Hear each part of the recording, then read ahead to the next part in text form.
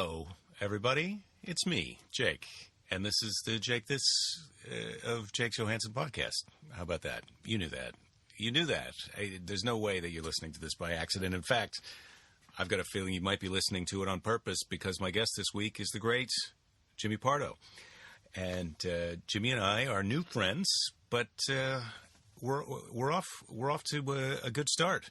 And before I get to the conversation, though, I do like to say where I'm going. Now, Jimmy is from Chicago, or he started his comedy career in Chicago. I didn't get autobiographical with him too much, but we got into it a little bit about origins and starting offs. And I'm going to Chicago this week. That's why I bring it up, ladies and gentlemen.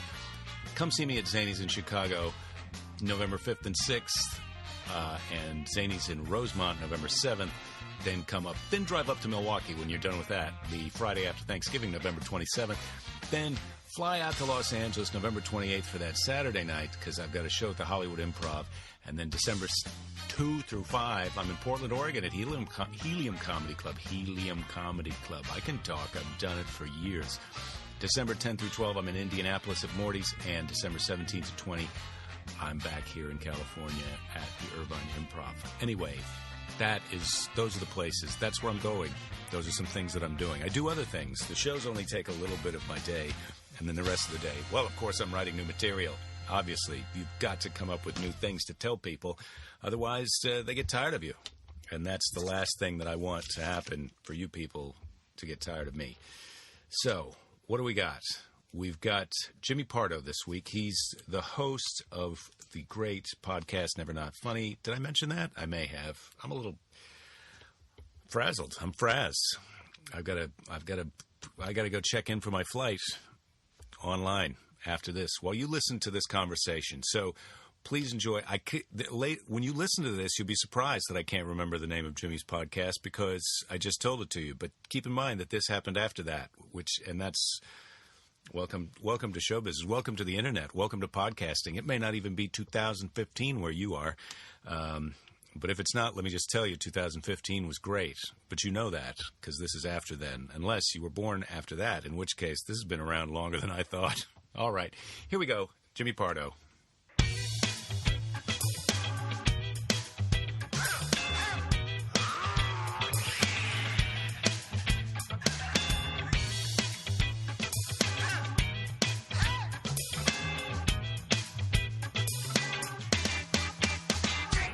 Things go wrong in your gut, that can be big problems. It's not good. Problems. Yeah.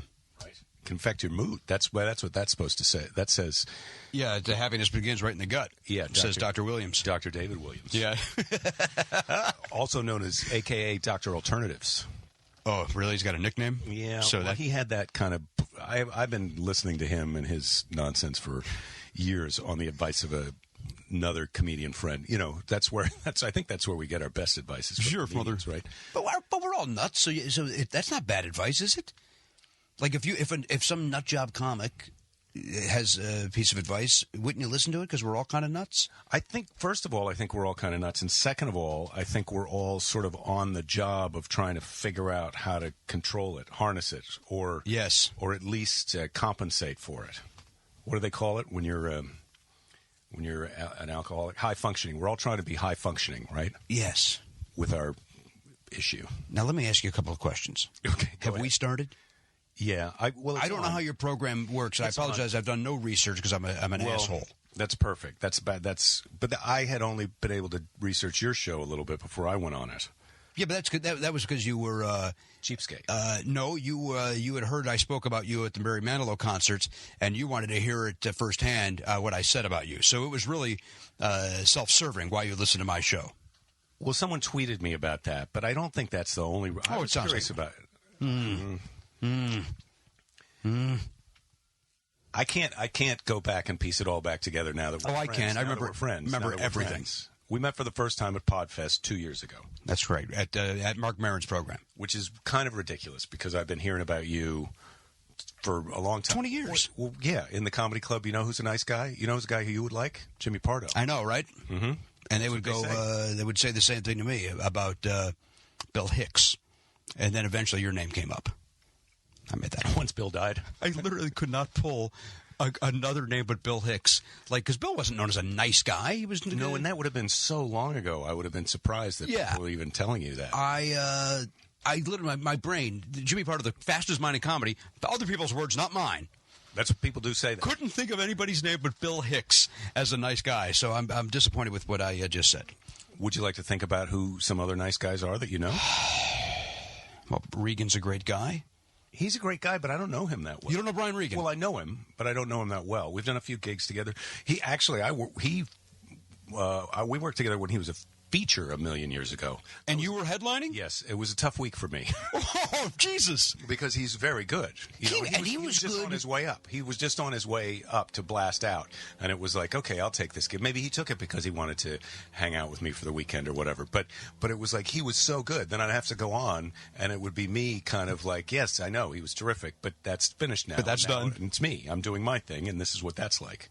I remember watching his special, that Pair of Jokers with his brother, which was like 90 or 91, and thinking he was great then. And sure. to think that he was just a feature act is like, are you kidding me? Everybody was a feature act at some point. But yeah. But he's been good forever. Yeah, I guess He was great then. I've never seen him be like, oh, this guy's starting out, but he's going to go places. It was like, no. We need to step aside and let that guy let him do his thing. Yeah. I worked with him. I did a week at the Improv in Vegas, and I watched every show, as I do any great comic. And it was amazing that from, please welcome Brian Regan, at the N in Regan to him and the I in goodbye when he's done, I've never seen anybody kill like that consistently the entire week. And we've seen, you and I, a gazillion great comics. And do you think is he one of those kind of technicians where he puts together, it's like the Rube Goldberg device, he puts it together and then it works every time? I think so. It's an intricate, it's like a watch. Yeah. Yeah. I've got a little more randomness in my show. Not that it's not good. But well, that said, I saw at the Barry Manilow show was phenomenal. That's right, the Barry Manilow. It was a good show. It's all coming back to me. It was good. It's not easy to be the opening person, and the reason that I was on that show, I think, is because Barry wanted he wanted to go on after it was dark, but that's too late for him to tell his fans, look, the show starts at 9:00. They'd be like, well, we're not going. That's too late. So you tell him the show starts at 8:30. You put a guy on to do stand-up, and then you go on when it's dark. That's how he likes to do it. That's how he did it. And it worked out okay. I enjoyed it. They were well-mannered crowds. It was, as I said on my show when you were on, I've never seen that go well. And it went well for you. It's because usually the audience ignores you as the comic opening up for an artist, but you do that a lot, right? I've done it a few times, but no, I wouldn't say a lot. I think for me, I took that gig just because who doesn't want to say that they opened for Barry Manilow? And then I had done a few, and it went well. So then the one that you saw was it went well, so we're having you come back. Okay. But at the Greek Theater. Yeah. Beautiful venue. So I got to be on stage at the Greek Theater 3 nights. I know, right? I'm not Bill Burr. I'm not going to be. I hate to be pessimistic, but I think it's safe to say that I'm not going to be selling out Madison Square Garden. Is Bill Burr doing that, or is he selling out the theater at Madison Square Garden? Okay, I didn't know there was a technicality possibility. I didn't know there was a way. I could be wrong too. I could be wrong, but I didn't think he was doing the Kevin Hart, Dane Cook thing. Oh, okay. But maybe you're right. Maybe I didn't realize there was another thing called Madison Square Garden. I love that there is. I love that there's. I want there to even be a smaller room so that I can do it. That you and I can show up. I'm doing Madison. I'm doing three shows at Madison Square Garden. It's the ticket booth. Oh yeah, good for you. An off night, and that just 10 people can get in there. So we do 3 shows. Mm-hmm. Everybody's happy. I see all my fans. I get it. It's great. It goes wonderfully. I could be wrong, by the way. I could be wrong. So, and in fact, I'm basing that on information that was just given to me because I like you said, holy crap, Bill Burr's doing Madison Square Garden. And then that person corrected me, and I haven't done any research to make sure that guy. So I'm basing this on some guy saying to me, no, it's just a theater. Well, that's podcasting, isn't it? Yes. to me, that's it. Two people who don't know what they're talking about. Well, that's talking about something. Well, hell, that's my life. Listen. Yes. Driving around in their cars. I mean, this is my dream to have people driving around in their car listening to me. Now it's come true. Dreams really do happen, don't they, Jake? Yeah. Now, Jake, did I tell you that I saw you at Letterman Live? Did I ever tell you that? That no, you didn't. In 2002, January of 2002. Could have been early February. And you went to a taping of the show? I was there shooting my half-hour special for Comedy Central, and Eddie Brill, I contacted Eddie and said, hey, I'm going to be in town. Any chance I can come and see Letterman? He, of course, laughed in my face over the phone about... as they do. Nobody gets in. How ridiculous. They don't like to give, and not only do they not like to give favory guest seats to people, they especially don't like people in show business to be there. It was... you were not using your seats. Whatever. Oh, so he put you in. So he said, he goes, Jake's not using his. I'll let you use Jake's. Yeah, there you go. And so I forget who the lead guest was, but you were doing standing up comedy that week, that night. It was a. Yeah, it's always me that did. I'm always doing that on that show. Standing up comedy. I think it was all about a garage sale. Is that possible? That would have been a long time ago. 2002. Yeah, 2002 was a long time ago now, isn't it? It's 13 years ago. It doesn't. Yeah. Then we went over and saw the 9/11 site. We saw Ground Zero. Mm-hmm. So we had a nice day. It was a real nice day. It sounds like a terrific trip to the big city. Yeah. Man. Well, I'm a little derailed about what were we going to talk about? This is your show. I know you're on my show. You don't do any research, so for all you know, this is how it goes. I don't know that it's not. You're exactly right. Yeah, so it's going But it's not? No. Well, no, this is kind of how it is. What do we usually do? What do you usually do? Well, usually I get in here and I talk to whoever shows up about what... So, you like to try and talk about what's going on or what's going on in their life. Or I think an interesting thing about you is that you and I were doing the same kind of career, which is going on the road, doing live performance in comedy clubs for a while. You were doing that for quite a while before you kind of left that and kind of became more LA based and started your podcast and all that. Well, yeah, but I still hit the road from time to time. Mm-hmm. First of all, I appreciate the comparison with you. I was doing it more as a nobody, and you were doing it as like a special event. You were doing it as 27 Lettermans under his belt. Here comes Jake Johannsen. It's nice that you would make that distinction, but this is a thing that I like to talk about. Is different people's definition of success in show business, because I think to people who are just kind of regular people who watch a few comedians on TV, maybe they know who somebody is, but to them, the difference between you and I on the road in a comedy club, it's two guys who are on the road who wish that they had their own TV show or they were movie stars. Yeah. And certainly that would have been a fun thing to do, but I feel like it's been a fun. I enjoy doing clubs. Do you still enjoy doing it? Do I still enjoy doing clubs? You know what? I'm going to quote. I'll quote the great Dan Fogelberg, God rest his soul, in that song "Same Old Lang Syne," where he says the audiences are heavenly, but the traveling is hell. I can't stand it. I cannot stand getting up, going to the airport, all the BS. But I know it's cliched, but the hour on stage, I love. I like the part where I'm on the plane and no one can call me, and I can just read a book or watch. Sometimes you get on those planes where they've got the thing full TV of movies. screen. Yeah. I 100% agree with that, except now they have Wi-Fi on the plane, and because I want to play Words with Friends or whatever, I'm on there. So now I'm getting my emails while I'm on the plane, and I wish I wasn't. I'm with you. I did love the idea of you get on the plane and you shut down for 4 hours, and you don't have to worry about anything. I agree. I don't like the Wi-Fi for that reason. And then when they talk about people being able to talk on the phone on planes someday, the day that happens, there's 3 people are going to get murdered that day. Before the sun goes down, 3 people will be murdered. It's going to be awful. Right? Yeah. I don't like it when they land and they say you can turn your cell phone on and the guy next to me is like, hi, are you at the baggage claim? I'm on the plane. When I get to the baggage claim, I'll see you because I'm on the... It's like, hey, that's going to happen in 10 minutes and you're a foot from my head. It's, have you heard it's a character on the Bob and Tom radio show. The guy that does Donnie Baker also does, I'm going to get the name wrong, but it's like Bobby Tarmac or something. Mm-hmm. And he basically is he's that guy. He does a character of that guy. Who's got to get on the phone. Hey, big shooter, good as I just landed at ATL. Going to be heading over to ORD. And it's that guy that loves to talk about the airport and how it just landed. And it's a really funny character.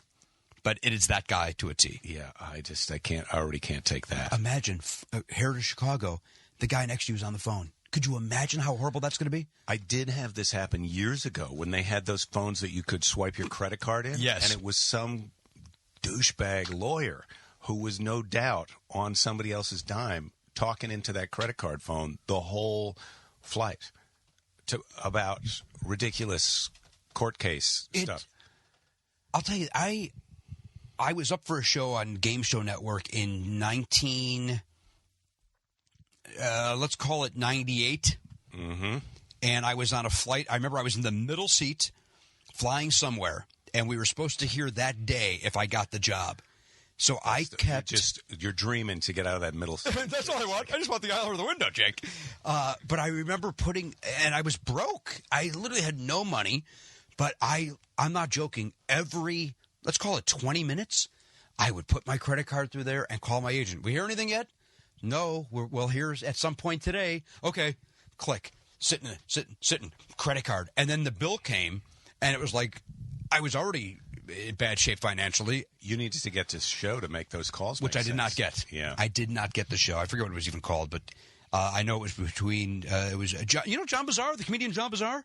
Yes, it was. It was either going to be me and John Bazar hosting it, or the two guys they chose, and they chose the other two guys. Two guys named Matt. Don't remember their last names. Matt and the other Matt. You do remember their other names? No, I do not. No, you don't. No, I don't. Okay. No, I see. I'm not very good at show. I'm not good at show business. The part where you say you don't, and then you nod your head up and down. Yeah, so you don't. You don't. I do not. No. Yeah. John Bazar. Man, where is he now? I had such a fun gig with him. He's a fun guy. He's a great guy and a funny guy. But to answer, I don't know. We had the same agent and manager for a while. But I have no idea. He may still live in the Valley, as far as I know. He liked to go to Amsterdam. Did you know that about him? And Taiwan, maybe, as well? Yeah, it was that type of... It wasn't the pot thing. It wasn't for the pot. No, it was not. It was for... It was the other thing. The other things that are very popular in those two lands. Yeah, the wooden shoes. He likes footwear. Yeah. Did you see this, speaking of that, Jake? The DSW put out a press release yesterday that they will not be opening at 6 p.m. on Thanksgiving. So don't even think about buying shoes as a Christmas gift a day early, Jake. You know, I'm glad that you brought this up. That can't be true. I am, because this is it's another thing. I feel like this goes into the list of things that sort of are upsetting to me. Okay. I feel like you get Thanksgiving. What do you get? You get Thanksgiving, kind of, Christmas, and kind of New Year's Day, where things are just shut down. That's it. Like you have to stay home and deal with the life that you've made for yourself, you know? And I feel like it's not asking too much that those 3 days a year, you just stay home and you kind of try and work it out with those people. Mm-hmm. But man, people can't do it. It's like we need to go shopping. That's what we need to do. That's what we got to get back at. That's what people are like, yeah, I've had a day off. I got to go buy some shit. I got to go shopping. I got to do it now. I got to leave my Thanksgiving meal to go buy. You can buy things on the internet all the time. I can do it right now. That Amazon.com. I don't know about it. It's ruined my life. It's that and eBay. Oh, see, I haven't got into eBay yet. What do you mean? What do you mean yet? It's 2015. I know, but you got to deal with a stranger. I like Amazon.com because I trust that Jeff Bezos is on top. He's in between. I like him in between all these interactions. You like that? You like an I can't even say it. I can trust him. Give me the word, Jake. I'm panicked. Intermediary. Thank you. Couldn't say it. My mouth wouldn't allow it. I'm hyped up on Coke Zero. You can put me on speed dial, and I can do this for you. You just call me up and start giving me hints. I think that's probably a wise thing to do. Yeah, it could be a segment. Could be a regular segment that I have on your show. I never come on as a guest anymore. You just call me up, and I guess words that you can't think of. By the way, I'm great with all of that. Specifically, you not coming on anymore. That's the part. I've only been on one time, which is ridiculous. I should probably come on again before you ban me. Are you available tomorrow? I can't do it tomorrow. I've already turned down a dental appointment tomorrow. Oh, no. Where are you going tomorrow? I've got a friend is coming over here. Greg Barrett is coming over here because I'm helping him with his show. Let me ask you a question. Go ahead. Is there any better human being on the planet than Greg Barrett? I think you're a nice person. That Brian Regan is great. Oh, Jesus. Boy, Greg just got bumped down to third. No, I wouldn't put him third, but... well, no, I shouldn't say that. Sorry, that didn't come out right. Oh, wait a minute. Yeah, no. Greg is a really great guy. I like him a lot. There are certain people in this business that I just think are great people, and I have not known you until recently, and I'm grateful for that friendship now. Yeah, this is the beginning. We're still in the beginning stage. It's taken 2 years, but we're taking it slow. That's what they always say to do. It's the best way to go, right? You don't want to jump in. You don't want to Kardashian this thing. You don't want to leap into something and realize it's a mistake. This is never going sexual. That's what I'm saying. You don't know that in this creepy room that we're in?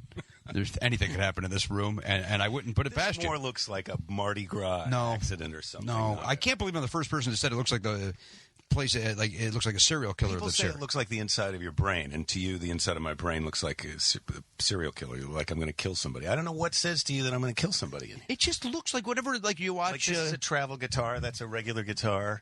Yeah, I understand what those. I understand what those two things are. That's you jackass. A toy truck. I mean, come on. But what do you see in here that tells you? It just it looks. That doesn't look safe. That doesn't look up to code. That's a power strip. It's got a. If this was a communist country, all of our power adapters, the thing that they would all be the same size and shape. I mean, maybe not if it was a communist country. Maybe if we had any sense. How come I got to buy a new power adapter every time I get a new thing? Or the thing like we got a vacuum cleaner that's got a battery that has to be recharged. Wait, you got the Hoover? Yeah. You got the cordless Hoover vacuum? Yeah. Do you want to see it? No, I have it. I want to make sure that we're talking about the same one, but you know why I bought it? Because I went online because I was looking at the Dyson, which is basically that's a guy who found a way to make you watch people vacuum. I mean, but the reviews are horrible. Yeah, and it's super expensive. And so I got the Hoover because of the reviews, because I trust that Jeff Bezos. I don't know what you and this Amazon are they a sponsor? Is that why this is happening? No, I don't have any sponsors. I don't owe anything to anybody. A little itchy, that happens in here sometimes. I don't know if I'm going to get lice in here. I don't know what kind of mold is growing in here. It's good for your immune system. That's what I'll tell you about this room. How could that be possible? Because it's a challenge. It's like a workout. You can't just have your immune system be on a cruise all the time. You know what happens when you're on a cruise? You gain weight, and your skin goes weird. You get a little suicidal. But not in here. In here, you're challenged at all times. No, in here, I'm not suicidal because I'm going to be murdered by you in any given moment. Any item in this room can murder me. Any item at all. Specifically, this dangling wire pinata that you have opening. Yeah, not to worry about that. I bought the Hoover. And I this is odd to say, it's fun to vacuum with it. It makes it 3,000 times easier. No, it's not the same one. Oh, yeah. Well, see, this one, it has this battery that comes out, and then it gets charged up in the little thing, and then the little thing goes on the fritz. So I got to go on. At first, I tried to take it apart. I'm a guy who will take it apart to see if there's some kind of something in there that's obviously disconnected. But I got to know which one you have now, because that is not the same one as me. I'll take you in to see when we're done here. You'll show me the vacuum? It's going to happen. Hang on, you will? It's going to happen. Will your wife be okay with that? Yeah, she loves that thing. She's a little sad. So the battery went dead. I went to charge it up, but the charger didn't work. I took the charger apart. I couldn't figure it out, so now I've had to order another charger. Do you have the two batteries? One's in the unit while this one charges? We just have the one. We can wait another day. You know what we were doing, Jimmy, and this is commentary on myself and my wife, but we would just, the housekeeper, cleaner, helper person, we're grown men now. We don't have to clean our own houses, thank God, or at least our own bathrooms. So that helper person comes every other week. And so we just would not vacuum until she'd come back. Just like out of spite? Like to show her? That's showing each other. We're having a grudge thing with my wife. Oh, it's with each other. Who's vacuuming? Is it me? No. It's going to be Donna. I'm making that name up. I don't know if that's your housekeeper's Belinda, name. That's my wife. No, I'm saying it's between Belinda and I, my wife. Right, but let's make housekeeper clean is what I was saying. Uh-huh. I'm not going to do it. You're not going to do it. There's going to be a little tension here. Wait for her to show up. Plus, who wants to get out that big... Now I sound like an ad. Who wants to get out that big vacuum cleaner, Jimmy, and drag it around and plug it in? I don't have time for that in my life. I'm a busy person. But to get out this little Hoover... Piece of cake, right? Yeah, you get it out, you turn it on. How long does it take? I like vacuuming. So do I. It's better than curling. Better than curling on TV. You ever watch curling? The sport of curling? Yeah, the curling. Oh, vacuuming is much better than that. Right. And vacuuming's not even a sport. Could be. Yeah. The way I do it around my house? Yeah. Let me ask you a question. I'm very serious. How would you judge it? Would you weigh the bag at the end, or is it just the mileage that you... Well, I don't think it's fair to weigh the bag because... No. Unless you're putting the same amount of dust in front of every vacuum. Yeah. But you can't go by the mileage either, because good vacuuming requires that you spend a little time going over an area. You like to deep clean. Yeah. You like to go back and forth. Yeah, I mean, let's say you put that vacuum cleaner in front of one of these Where do they come from? The guys who run the marathons over in Africa? They come Zimbabwe. From, nope. No, that's not it. It's Belize. Kenya. They come from Kenya. It's not Belize? We were looking for Kenya. Oh, boy. I'm still wrong. I'm getting to the bottom of why I didn't get this game show thing. You don't have to know the answers when you're hosting. Oh, yeah, you're right. I guess you're right. Unless you're Alex Trebek. Man, he doesn't know, but he acts like he knows all the time. Anyway. How long does it take you? And I'm very serious because this is, I make fun of myself with this new cordless vacuum. I will now go, I'll vacuum. And I go and get it, and I'm vacuuming. But you're not kidding. When I used to have to pull it out and literally take the, 0.4 seconds to plug it in, seems like a lot of hassle. Let's call it a minute. It seems like a lot of minute. But it's not even a minute. It's not even a minute. Yeah, maybe. It's a minute by the time you get it out and put it away. But now I pull it out, I press power, zip zap. And how long do you go? Will you run the battery out of gas? No, we only have one room with a vacuum. So, one room with a carpet. See, I got it because we've got that concrete floor in there and the hardwood floor. So you end up with these little kind of dust bunnies. So when I say we don't vacuum, like if you don't vacuum with carpet, you don't really notice it. Well, I do because I'm nuts. Maybe, yeah, you're nuts a little bit. But we use a Swiffer for the other parts of the house. So you get that nice Swiffer. My wife is such an environmentalist that the idea of using a Swiffer and then, having to throw away the Swiffer rag or whatever it's called, it would drive her nuts. Even that's too much. That's too much, yeah. And so you, as a weak, spineless man, just go along with that. I'm so grateful to her for having sex with me. I get it. I don't even think of it as spineless. I think of it as a voluntary tax that I pay. Not even a tax, a tribute. What do they call it at church? Tithing. I'm tithing her. I've never heard that word in my life. Really, tithing? Tithing. Tithing is, I think, where you promise that you're going to give away a certain amount of your income to your church or your charity or whatever. Oh. So you tithe. You say you tithe 10%. I thought it was something John Bizarre did. He does do that tithe thing. Come on. That's wordplay, Jake. Yeah, no, that's good. That's fun. That's good. John Bizarre is our friend who likes to go to Amsterdam. He's getting a lot of play today. If you're playing at home. Yeah, well, I'd love to see him again. He's a good man. He's a good man. He is a good guy. But you're on the road a lot. I am. I go out, but not super a lot. I go 2 weekends a month is usually what I like to do. So, so I find if I go more than that, like every once in a while, like in December, I've got 3 weekends, but the third one is Irvine, so that doesn't really count because I'll be at home. Right. But if I go out of town 3 weekends a month and do that more than just twice a year, I get nutty. You kind of come unglued, untethered from your life and your friends, and I also find that and this is the truth, even if I'm doing just one weekend, by the fourth show, I'm bored out of my mind with my voice. Here's the thing, and this is what I've been thinking about lately, is I don't mind doing 2 shows in places where it's really great and fun. But when they're papering the room, and I can still entertain those people, and we can still have a great night to me. But it's a little bit of extra work, and it's a lot. I would love to be doing almost. It used to be everybody wanted to do theaters, but now you got people going out doing just little rooms. Like they'll go to Denver, or Denver's a bad example because I do love the club there and I love doing the whole weekend. But they'll go to some place like Omaha. And they'll do one night instead of the whole weekend. Just do one night. Maybe they only sell a couple hundred tickets, but they get a decent enough chunk of the door, and they're happy. The fans are happy. Because I feel like one night, I could almost do one show a night forever. Because it feels good. It feels good. But I 100% agree with you.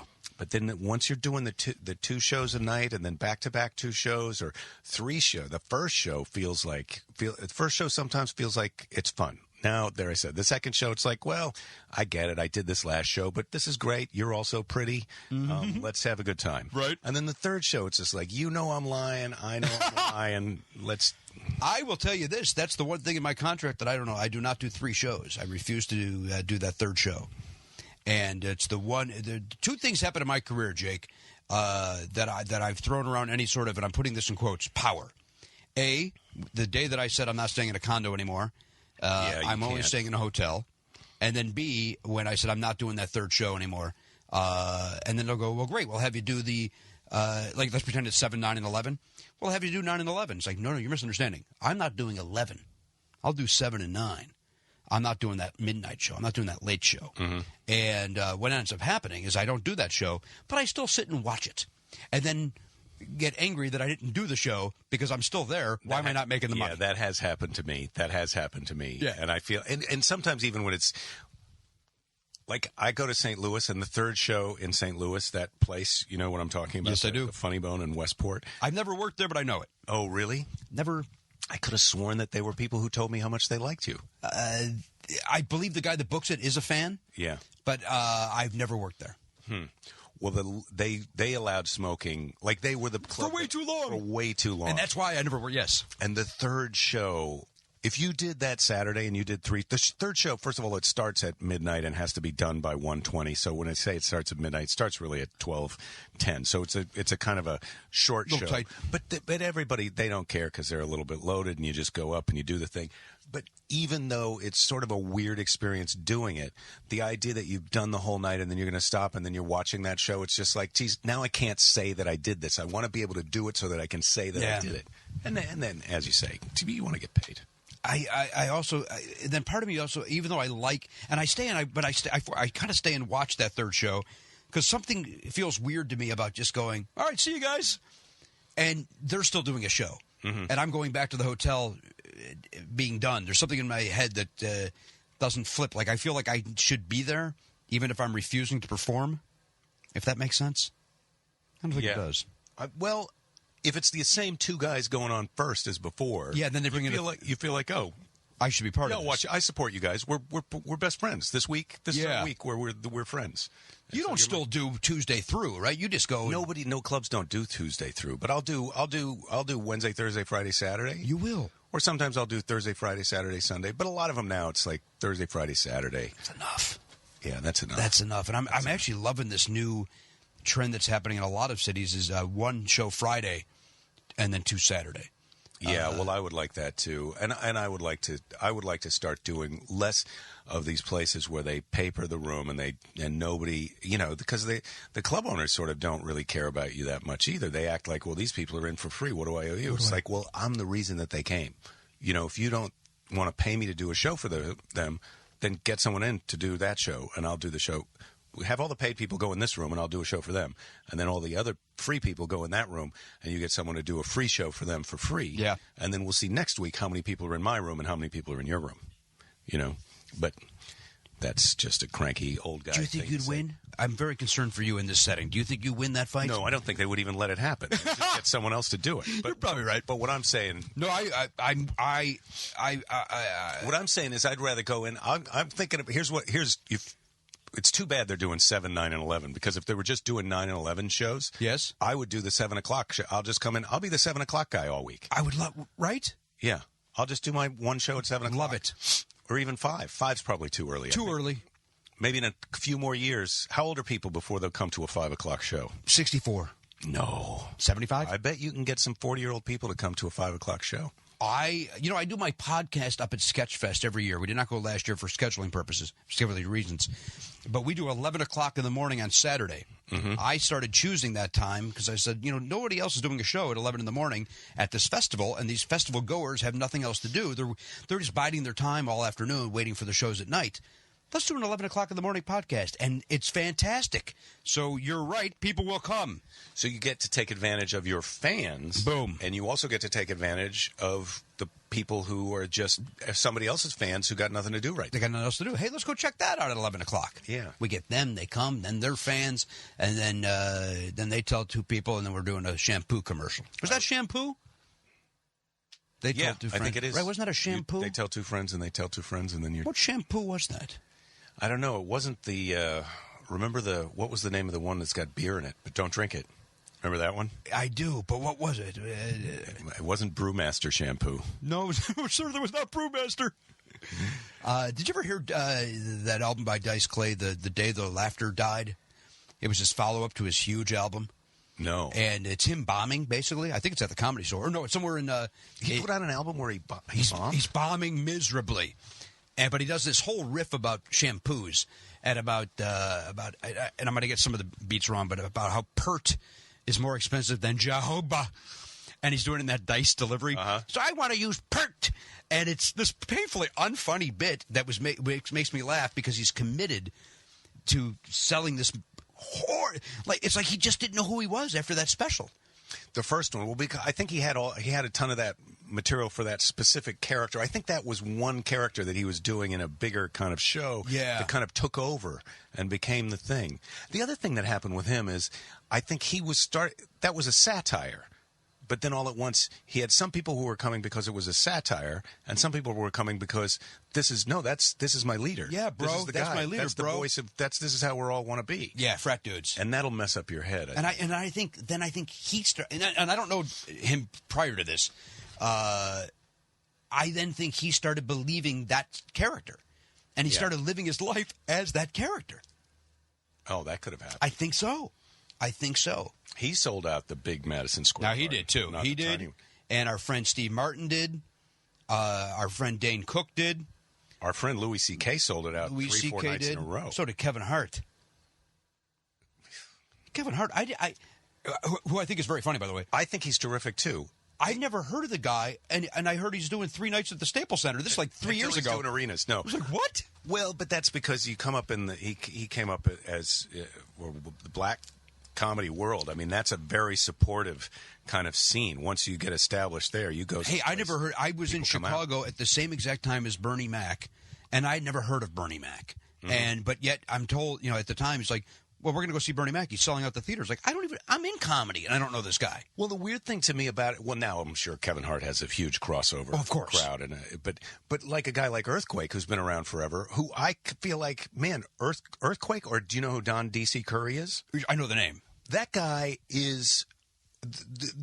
These guys should be huge crossover mainstream stars, in my opinion. Okay. And you go to watch Earthquake's show, and it's like, man, it's like 80% black audience, and I'm like, why aren't there more white people in here? This guy, it's not like he's doing some humor that you can't get if you're not black. It's like, Jesus, it's very confusing, but yeah, I don't know what it'd be like though to be a guy who's selling out an arena. Sure, it's great. It feels good in your wallet. It feels good in your pants. But how would the show be?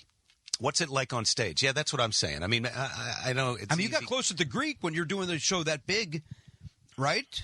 Well, that's somebody else's fans, but yeah, you feel. I would say, yeah, I can testify that when you're doing a crowd that big, it's not the same kind of really connected feeling that you get in a 250 seat. You're kind of just talking. Club. You're performing, right? You have to as pause opposed to communicating. You have to kind of like, this is when I say this, and this is how they usually react. And yeah, I can kind of hear that general consensus that people enjoyed that joke, and now it feels like it's time to say the next joke.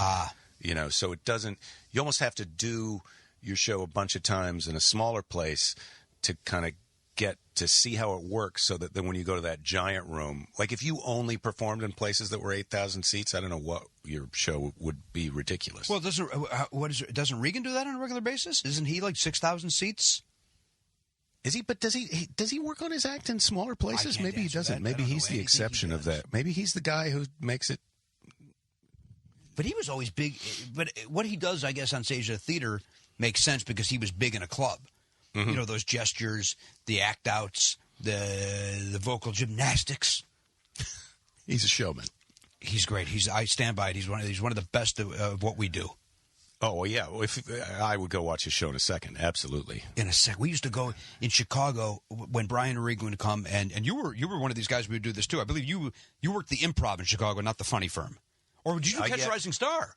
No, I was at the Improv. You were at the Improv. I was at the Improv, but then they got into a thing.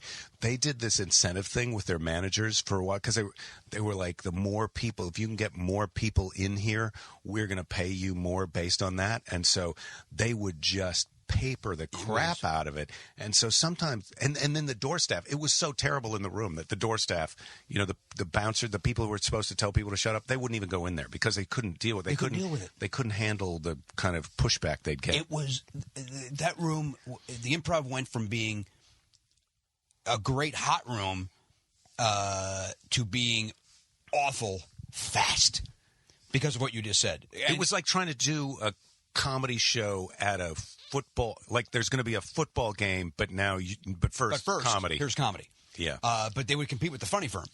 and we would be working the other rooms in town, the comics. And so we would either, when we were done with our shows, both the Improv and the Funny Firm had a late show, or they had a Sunday show. And we would go to see guys like you at the Improv, or guys like Brian Regan or Bill Hicks at the Funny Firm. And I don't know what my point was, but my point was we would come and watch Brian Regan. Wow. It was a long way to go. It was a good story. He was a guy. I think you were saying he was a guy who, if you were a local comic in the town and he came to town, you would go see his show. We go see, but it's always flattering as a comic when you see other comics that aren't in the show. And you get that too, and I get it now on the road, like wherever I go. It's like, and I remember I did this. This is funny. I remember I specifically took a weekend off. It was for my birthday in 1990. And I took the weekend off. Jimmy. What's that? What? That's 25 years I know. But here's what I did. I remember I took it off because I wanted to see Kevin Meaney. I wanted to see Kevin Meaney live. And if I didn't take the weekend off, I wouldn't be able to see him. So I took him off. My girlfriend at the time, Jennifer, and I went to see Kevin Meaney. And then afterwards, it was very important for me that he knows I'm a comedian. He's got to know. He's got to know. I took the weekend off to see him. I don't know. If anybody comes up to me and says they're a comedian, they're a fan, I always tell them, that that does mean something to me. To have somebody who whether they're an open micer or they're a guy who's headlining and whatever, it means something because they know what it's like to be on stage and they appreciate what you did. So I always say that, and I always wish them good luck. I'm very flattered when they come to watch me. But I guess, what the hell? Again, what was my point, though? But I do want to be very clear in case young comics are listening to this. It flatters the hell out of me when I'll look in the back of the comedy club and there's 6 guys sitting around a table. Like if I go to Go Bananas in Cincinnati, comics will drive from Columbus or Indy or wherever to come and watch me there, and then it's like. It blows my mind. It's like there's nothing better. Is it nice there, Go Bananas? You've never been there? No. Oh, I recorded my album there. It's in my top 3 clubs in the country. I've let myself down. I told you, I still haven't called the guy. Well, you blew that. That's the best club in the country. I know. Well, I'm going to call him, but I don't know why. I don't know what's wrong with me. I don't know what's wrong with me. I literally don't know. You're not a good businessman. That's true. Okay, so I do know I've known that for a while. You should do that. You should do Bananas. There's so many. Why am I telling you, the great Jake Johannsen, 49 times on Letterman at the airport, and I was asking him because there's a lot of places that I've been working over the years where they like me or where they're gonna pay me, and it's like my calendar's full, so I haven't gone to search out some of these places. Right. And now it's like I said, I'm not so crazy about doing the room where it's full all week, but you got to kind of hose them down first to get them organized. I wouldn't send you there. I wouldn't send you to any club like that because I don't do those clubs. That's what I'm saying is I'm now looking to go back and do some of these little artisanal jewel boxes of the. No, nobody's happy with that sentence. No, that's not good. Let me ask you this: when you saw not Todd in Cincinnati, not in Cincinnati, you could take artisanal and get right back on the plane with it. You and Pete Rose can go and double down. Now, let me ask, when you saw Todd Glass at the airport, was he telling them how they could be doing it better? Was he? Do you know the stories about Todd in comedy clubs? Yeah. Okay. No, and he likes to get you. He's ready to recruit you. Like if you don't agree with what he thinks they should be doing, then that's a thing. Like most of the subtext of my conversations with Todd, it's like, Jake, we all know that what they should be doing, they should have a candle and not a big candle, a small candle. And when the candles are too big, one time I got into it with Judah Friedlander about he wanted to. We're all going to sign a petition to stop the check drop. I signed that petition. I signed it. Why not sign it? How about let's all sign a petition for them to tell the drunk guy to shut the hell up? Well, that's the petition. That's always. I mean, I feel like the check drop is such a. My thing is like, are you okay? Did you hear that? No, is that the C diff? No, it's not the C diff. The C diff. Although the C diff did kind of come back the other day, but I'm okay. Okay. I feel fecal transplant. That was one of the options. If it didn't improve, they say that can turn it around. Yeah, but I'm not doing that until like. It's necessary. I don't think you can do it to yourself. Another person does it to you. No, I was going to do it at home. I was going to do it. It can be done at home, but you need a helper. I was going to use the cats. Big mistake. Really? Big. Yeah. Oh, I disagree. Cats have got this virus in their poop. No, I think that can be right. Cleans you right out. No. Gets in there, cleans you out, Jake. It can make you crazy. Can make you crazy. Pregnant ladies are not even allowed to handle. Yes, I know all cats. this. Okay, Don't talk right. down Yeah, to you've me got a about kid. cat shit. I understand it. This is like, you're trying to tell somebody something that you feel like is important information, and they act like you're calling them stupid. My wife gets into me with this all the time. It's just like, no, I don't know all the things that you know. So I'm trying to tell, this is an interesting fact. You also think it's an interesting fact, but you think it's become less interesting because you think everybody knows it. I don't think everybody knows. I think everybody does know that. I certainly do. About cat poop and the neurological. Yes, it's not good. Pregnant ladies can't even look at it. No. They can't even go past it. Anyway, where were we? Do you remember? Nope. Wait, Todd Glass. The check drop. Yeah. I don't understand it. It's a holdover from the old blues or jazz club days. It makes no sense. It's the only theater experience that you go to where it is interrupted. Yes, by them asking for. I do get that. The worst is when they SWAT team it. When all the waitresses are in the back and they each got all their 10 tables, and they all leave the back at the same time. Here we go. And boom, boom, boom, boom, boom, boom, boom, hit everybody. You got to stagger it at least stagger. I think most clubs have come around to the stagger.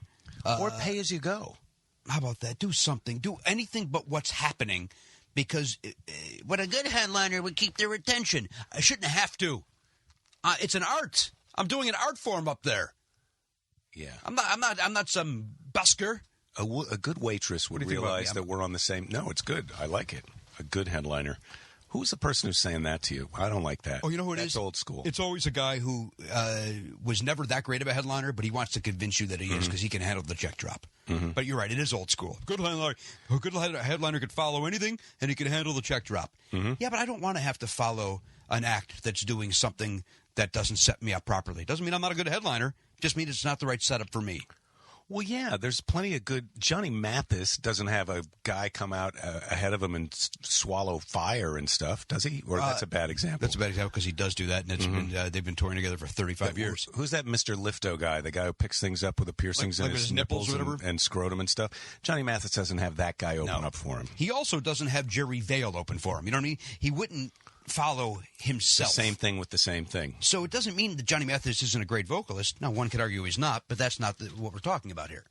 Not talking about his talent. We're talking about... he's maybe a terrible example because he's so... the 3 generations older than... The only people who could get the Johnny Mathis thing are people who don't even know. You got to sit them... It's going to be an all day just to get them to understand what a podcast is. You're exactly right. You know, they're never going to be able to listen to this. So I apologize to you, young people, about Johnny Mathis. Listen, Can we Justin Bieber? Can we take it down? No. Or what's the name? Taylor Swift. Who would Taylor Swift not have open for her? Sheryl Crow. They're both headliners. I can't even tell what you're thinking now. I'm not a fan of one of those acts. Now, listen, and I don't like to badmouth anybody, but the point is this. Did you have a bad experience? No, I actually had a very nice experience with her.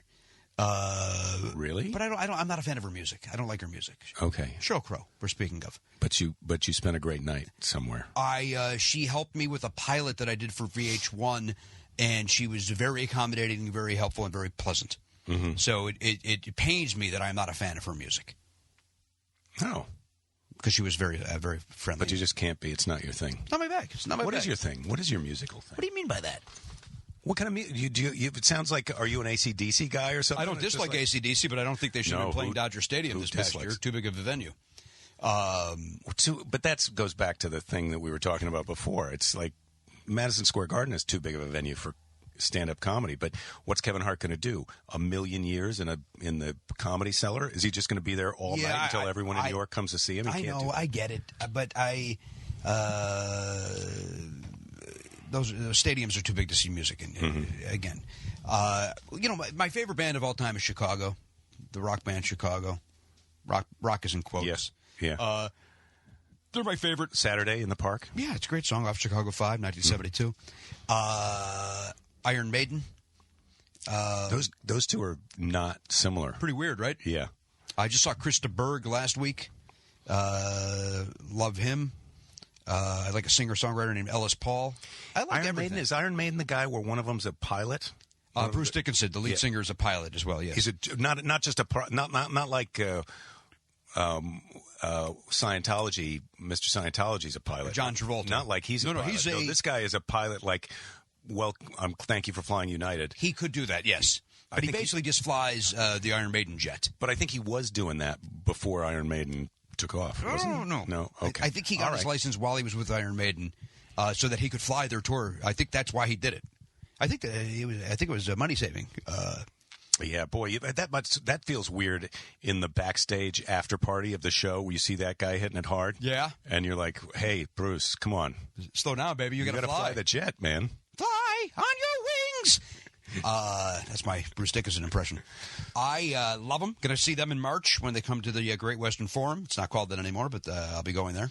Mm-hmm. And I like all sorts. I like everything. Not everything. That's not true. There's stuff I don't like. No, Sheryl Crow. Don't care. I'm not a fan. Mm-hmm. Not a fan of her music.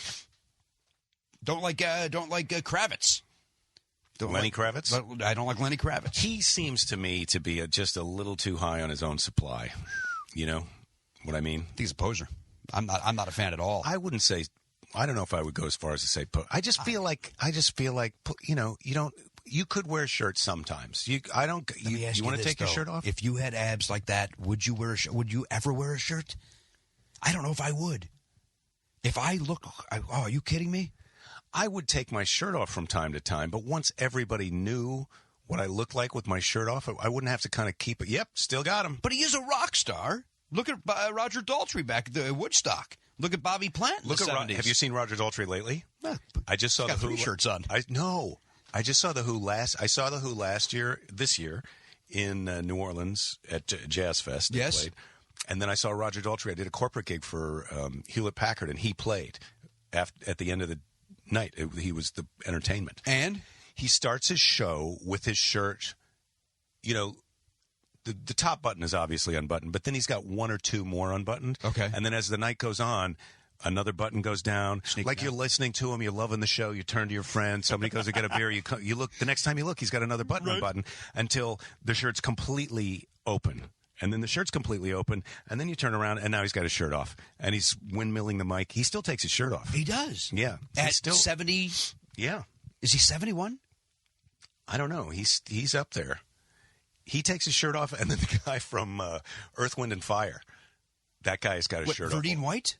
The bass player? Whichever the guy is who takes his shirt off, he's got his shirt off. He's very slim. Is it Verdine White? Because everybody else in that band is not that fit, or they're young. Yeah, no, this like is one Philip of the, Bailey's kid is in that band now. Yeah, this is one of the older dudes. Is he the guy in bass that's all demonstrative? He looks a little like a skeleton kind of. That's our guy. Yeah, Verdine White. He's got his he's got his shirt off. He's not. That I like. When you get to be 70, sun's out, guns out, I'm fine with that. But when you're I'm laughing at you using that expression. You know that one, right? I didn't. I've never heard it until right now, and it made me laugh like I'm a child hearing it for the first time. The first time I heard it, I was Sun's out, guns out. Yeah. Love it. I just saw Earth, Wind & Fire open up for Chicago at the Forum, and they were fantastic, as was Chicago. Mm-hmm. So, but he kept his shirt on this particular evening. You know why? Roof. No sun out. Oh, yeah. Maybe that's it. Yeah. Maybe that's it. He does go by the sun's out, guns out. Oh, God, this is like the old guy festival. Roger Daltrey, not Roger Daltrey. It can be at night. Doesn't matter. Indoors. That guy's taking it off. He's taking his shirt off. The show starts with his shirt on, and it gets unbuttoned. That's how he knows he's done. He doesn't know, do you want a light? He goes, no, I got a shirt. Yeah, he's well aware when it's ending. Yeah. Every other song, I do a button. Once I got my shirt off, anytime. I can close anytime. Did you speak with him? Did you get to spend some time with Mr. I got Daltrey? my picture taken with him, but I didn't get to. It was one of those things where, the mucky mucks. There's a meet and greet. Yeah. Have you ever done a corporate thing where there's a meet and greet? I've done it when I'm the guy meeting and greeting, but when Roger Daltrey's the guy meeting and greeting, they ponied up. Yeah, and he's doing it. Everybody got a really nice photo with him, but you don't. You stand next to him, you look at the camera, you make sure you smile because they're taking the picture. Whatever you're doing, that's your picture with Roger Daltrey because there's another person coming in. Wait, right? So I didn't get to talk to him.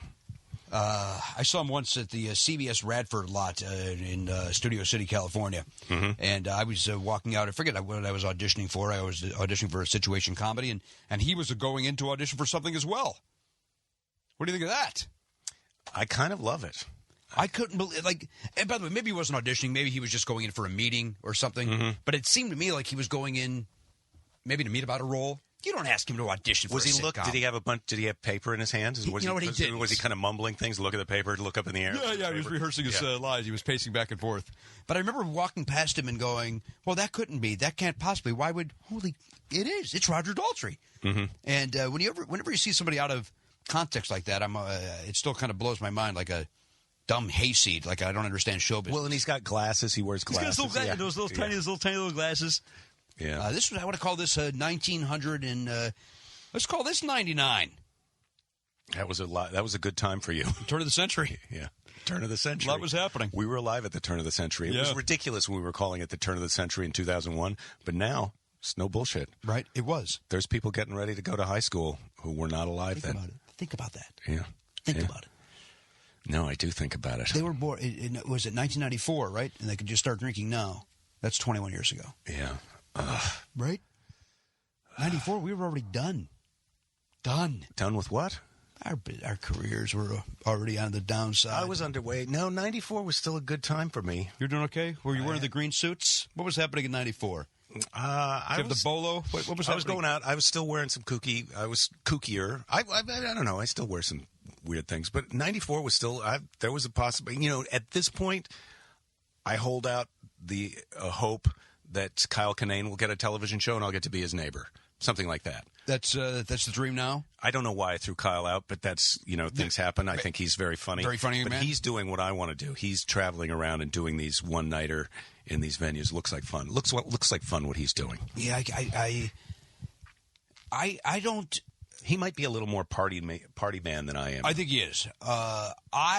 You know what I don't trust? I don't trust that I would sell enough tickets to I think I'd have to do like a week. I'd have to just leave on a Monday and just do like a bus tour and hope that I recouped the money that I would want to. Mm-hmm. I would hate to show up somewhere and have 60 people sitting there. It would bum me out. What if it was 150 people? That'd be fine. That's fine. Happy with that. Yeah. I charge $75 a ticket, so that would work out very well. That's fine. Right? That's fine. You get a free shirt with that, or is it a haircut? The audience members? Yeah. Well, they get the entertainment. They don't get a souvenir out of the deal. Yeah. Greg and I want to do a show where we give each other we give the audience members haircuts. Yeah, this guy's obsession with giving haircuts now is something that I have to talk to him about and sit him down seriously. No, we should. Well, he's deeper into it than I am. Wait, you also want to do this haircut thing? I cut my own hair. Maybe you didn't know that about me. Oh, I could tell. For years. Yeah, no, you did not. You don't. Well, this haircut's a little bit weird. Now, what about in the old days when you like if you're a guy that lines up your headshots from 85? When did you start? 85? I started in 82. My first time on stage. Is that true? And then I won. Was that in high school? No, I was just 20. I was 21. You were born in 1961? And I was born in 1960. Seriously? Yes. You look great. I feel great.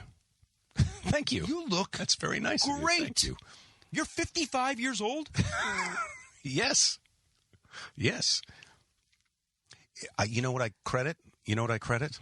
The blood of my victims. What about Dr. David Williams? I just like to bring it around to the serial killer thing. That's for you. That's for you, Jimmy.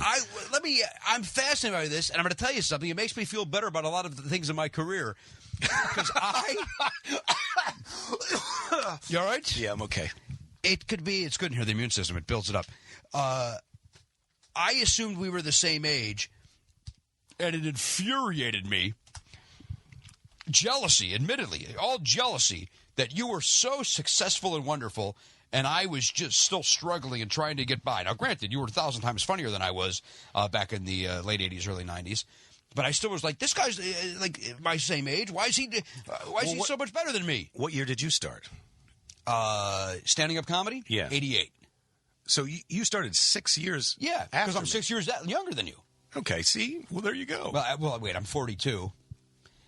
So I'm. I like the way you shake your I'm head. 13 years younger. You mean I have to say my real age, but then you don't say your real age? Well, my running joke these days is that whenever I would say my real age, nobody would believe me. They would always go, "Well, I think you're 40," and enough people started younger. Yeah, they're going younger. Well, that's how I feel like when I tell people my age, I'm lying. I feel like that can't be true, but it is true. Well, you don't look 50, and so enough people told me you don't look your age. Stop saying you are. And so I jokingly on my podcast started saying that I was 41, and then I just had a birthday, so I've turned 42. Mm-hmm. So my fans know me as being 42, but we all know what I really am. well, first of all, thank you, because I'm flattered that you think that there's enough people listening to this that it matters how old you say you are. Well, my fans will listen to this. Yes, well, and thank you, new listeners, for listening to this. You're welcome for the Pardo bump. On behalf of them, I thank you for the Pardo bump. I look forward to you're listening disappointedly to next week's episode. You have a guest on every week? No. Sometimes it's just you? Sometimes it's just me, and then sometimes it's my wife and I. It started off, a lot of the episodes were me and this friend of mine, Nigel Lawrence. Do you know him? I don't. He's a very funny comic from Canada, and, younger than, he's in his mid-30s. And he was living right out near here, and we were friends. And I was trying to figure out how to do podcasting, and he was a guy who would come over and talk to me. All right. But see, I missed out because I haven't been in the scene in L.A. with all of you guys. Like, I've never met Tig Notaro. I wish I had met Tig Notaro because I think she's so funny. She's great. And I will meet her one of these days. But I wasn't in that scene, so I didn't know. Like, I went on Mark Maron's podcast, and I didn't even barely knew what a podcast was, and then I was trying to figure out, because it's a fun thing to do, because you own it. It's a thing that you're doing. That's your thing, right? Let me ask you a question. I know this is your program, but I'm going to ask you a question.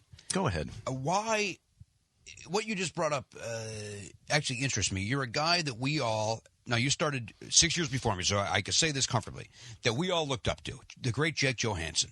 But yet we didn't ever see you hanging around the Improv or hanging around Igby's or hanging around, those are really the only two places I would go to. Why was that? Why were you not ever part of the scene, whereas other guys were, Overton or Gary Laser or other people like this from your generation would hang out? Scott LaRose, Paul Provenza. Those are all great names of great men. When I first moved to town in '87, I lived over near Julia Sweeney was my neighbor. We lived in the same building, and that was on Sierra Bonita over near Melrose. So I could have actually walked to the Improv from there. That'd have been a mile and a half. But when I first came to town, I had these managers, Maura Bresner and Steinberg. They had Letterman and Robin Williams and Billy Crystal and Woody Allen, and they were a big deal.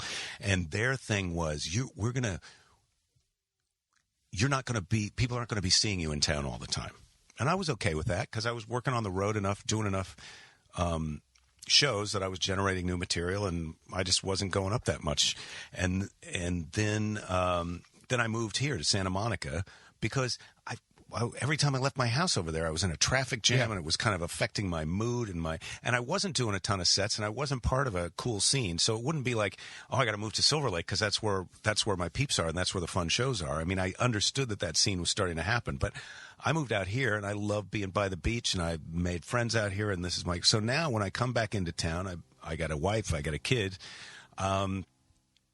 or even before then, I'd be out 2 weeks. I'd come home. I want to hang out with my friends, and I just didn't. Who wants to drive across town and do a set where you're not getting paid? I love to do it because it's like, I'm seeing you, or I'm seeing Greg Barrett, or there's Doug Benson, or Doug invited me to be on his podcast at the Nerd Melt, and I'm like, I can't wait. Yeah, can't wait to go do that. Go talk about movies. Yeah. So now I love to go out and do that stuff, but I just wasn't around then. At first, it was deliberate, some kind of weird strategy based on my. Did that pay off? Managers, you tell me, Jimmy. Look, you're here in my. It was dicky of me to say. Inside my. And I meant it to be dicky, yet it came off dickier than I wanted it to be. I admit that. I think. I didn't really realize that because. I'm doing Letterman every year. I'm doing a special here or there. I'm doing my own thing. I didn't kind of realize, like, if you're not going up and doing sets at these little rooms and people aren't seeing you and you're not part of their thing, then they forget about you. You know, they don't realize, look, I'm writing a new hour of material every couple of years. I'm doing a great Letterman thing. I got the respect of my peers, and I'm friends with all the guys, that are coming up that are great. But I do think that not having done those sets around town might have kept me from getting something. Who knows what it is? But I did have a lot of fun. I learned how to surf. I spent a lot of days. When you kind of think about your life, this is another thing I like to talk about is your definition of success, and I think it has to do with your time. Like, how much time have you had to enjoy yourself. So I've been surfing. I've been hanging out at the beach. I've been doing some fun stuff. So, how about you? Thank you for your time. How about you? Yeah, it's not going to go any further. That's my favorite euphemism, the show business thing. Like, hey, whatever happened to that game show that I auditioned for? Yeah, that's not going to go any further. Yeah, that's...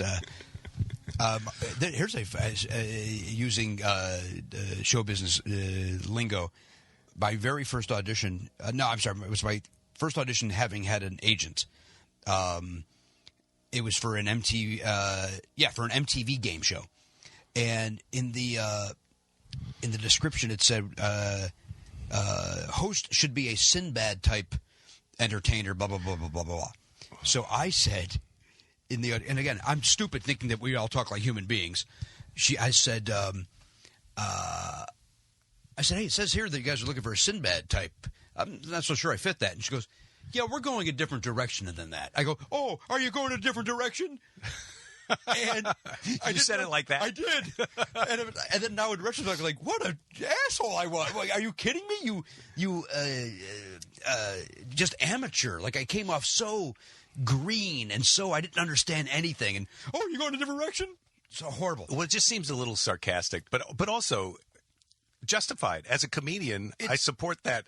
Like, why did you say, like, all I have to go on when I'm coming in here to get ready to be part of this thing is that you're looking for a Sinbad type. And then I get in the room and you go, you're going in a different direction. How does that help me? Okay, anything but Sinbad? So it's anything So it's anything but that then. Yeah. Which, by the way, I think we all know how hard it is to print up a new piece of paper. Like, that's literally, they could have just taken that off that piece of paper.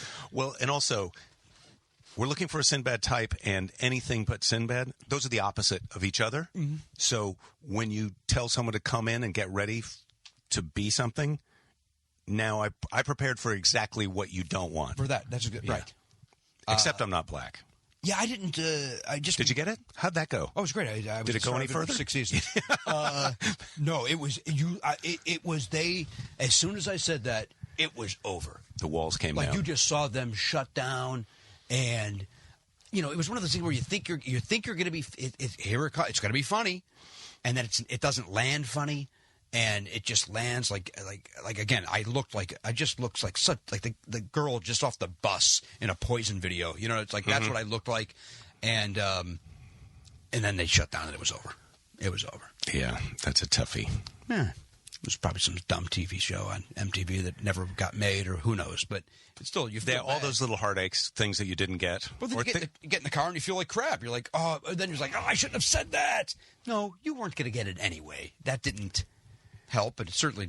Will it be one thing if it was a thing that it went on to be, and that was Family Feud or something like that? Yeah. Then you'd be a little bummed out. But you don't even remember. I don't even remember what it was. Yeah. Do you still audition for a lot of stuff? Having worked at Conan for the last 6 years, I wasn't auditioning for anything. So I have not auditioned for anything in 6 years. Anything that I've done on TV has been an offer. Mm-hmm. That's great. And but I just did tell my manager today, like, hey, if any game shows or whatever come up, let's throw my hat back in the ring to audition. Because I've been creating my own stuff, and I've been doing pilots every year. So I've always been, the last couple of years, I've been under contract for my own show. Oh, that's great. So, and then I'm hosting a show on Science Channel called Race to Escape at the moment, which was offered to me, and it was the greatest feeling in the world. What is it? Oh, geez, Jake, it's the greatest. And I apologize, but as you know, show business is vast. Well, there's 4 million channels. It's vast. So, it is the greatest. I'm so proud to be hosting the show. It's called Race to Escape. A guy named Riaz Patel created it. It's on Science Channel. Riaz Patel. That's his name. Razpatel. Riaz Patel. Mm-hmm. Foreigner. And, is this show? That's what I was going to say. Is this a show? Is there another host of it in another place that now you're that version? You're the American version of that? I don't believe so. In fact, I think the hope is that we can go. So you're the original host. I'm the original host of Race to Escape.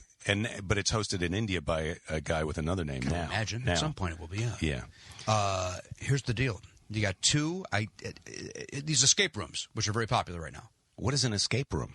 You don't even know this. I know what a safe room is, but this seems like the opposite of that. Yes.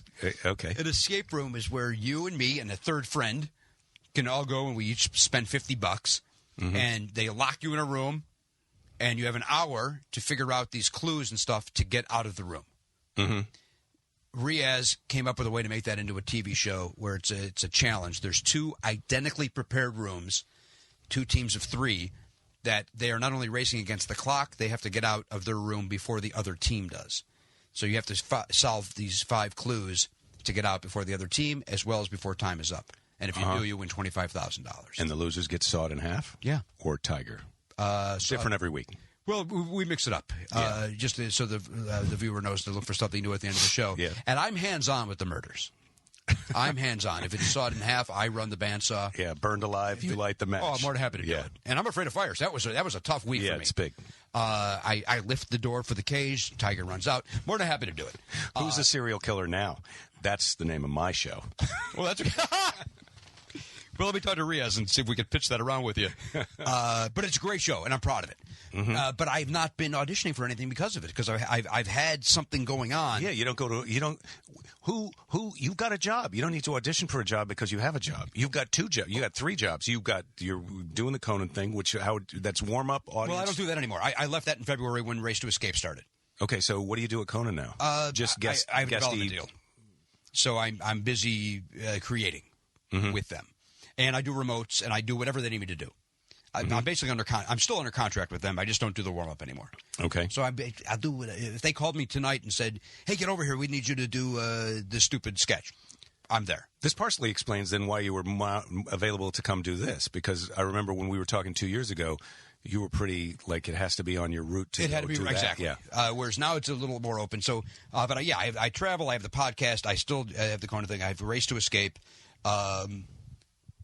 And my wife can get my son. She's going to pick up my son, it turns out. Okay, good. Are we done? We don't have to go too much longer. Whatever you want to do. I could sit and talk all day with you. The podcast is called what is it called? All I want to do is, all I can think now is podcast. The podcast, because you call it the podcast, but it's... Well, we don't. Podcastathon is our annual event that we do to raise money for Smile Train. We do have podcast.com. That's an accurate statement. Yeah. It's called Never Not Funny. Never Not Funny, and I knew that, and I couldn't think of it. Well, it's all right. Why. Listen, I don't know the name of this. Just Jake? Jake this. Here's the thing. Jake.com at the time that I was looking was taken. I couldn't get Jake.com, and the guy, he had a fishing charter somewhere, and he was like, it's going to be, yeah, you can have it for $10,000. And I said, I'm not going to pay you $10,000. So then I could have got JakeJohannsen.com, but how do you spell Johannsen? Well, there's a lot of different ways. 9 different ways. Can go wrong. And so I thought, and I decided, I thought about TalkingMonkey.com, but at the time, this is 1994, Joe Rogan owned TalkingMonkey.com. Did he really? Yeah. I was very funny because I thought, I want to get TalkingMonkey.com, and I go online and it goes, it's owned. I go, well, who would own that? Yeah, Joe Rogan. And so then it's JakeThis.com. And you didn't want to wrestle him for the rights to that name? I didn't even think of asking about that as a possibility, but well, knowing what I know now, no, I wouldn't want to wrestle him. No, of course not. I got this off his website, though. The giant gorilla kettlebell. Just, you're dumbfounded? I don't even know how to react to it. I'm just saying, I don't buy everything off of Amazon. I buy some things from onit.com. They're not a sponsor, but they could be. So I just want to say thank you for coming over. And will this be the last time you'll come over and do this? I don't feel like we did anything, so I can come tomorrow. I mean, okay, great. I'll do this 8,000 times. But it was fun, right? Did you enjoy the conversation? Of course I did. All we did was talk. Yeah, it was great. But I think people enjoy listening to it. There's no way they did. Really? They won't enjoy it? Oh, I don't think so. What do you do on your show that's so much better than this? I bring a little bit more to the table. I've been on. I guess that's the problem. I've only been on it once. That's the only time I've been. I just offered to have you come back on tomorrow. I can't tomorrow, but I will. I'll come again soon. Nah, tomorrow was the last chance. Yeah. Okay. I couldn't get past the paywall. You know, Matt Belknap.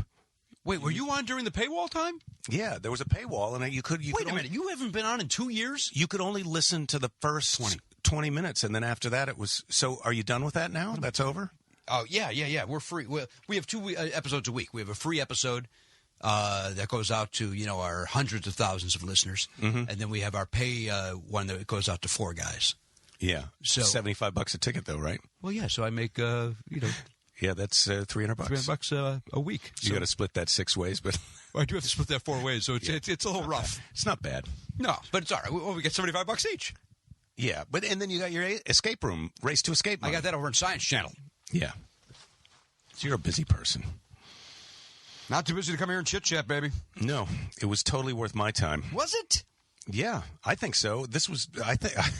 Let me tell you, here's where I'm at. This was a good episode. All right, do you want a high five? I like to high five sometimes at the end. Really? Yeah. All right. Just because you can hear it.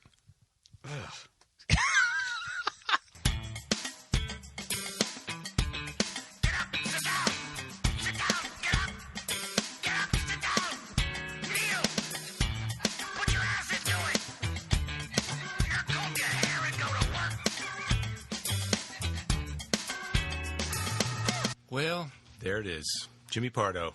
Thank you, Pardo Bumpers, for following along to the podcast. I hope you'll be here for future episodes. But then again, who can blame you for doing whatever you do, except for murder and other mean-type crimes of that nature. But you can listen to whatever you want. This isn't a jail. This isn't a jail. Anyway, thanks for listening. I'm Jake. Don't forget to don't give up. There'll be plenty of time to give up later. I say it. I've said it. There, I said it. Thanks for listening. I got to go to Chicago. You've got things to do. Good luck with that. And I'll speak to you later.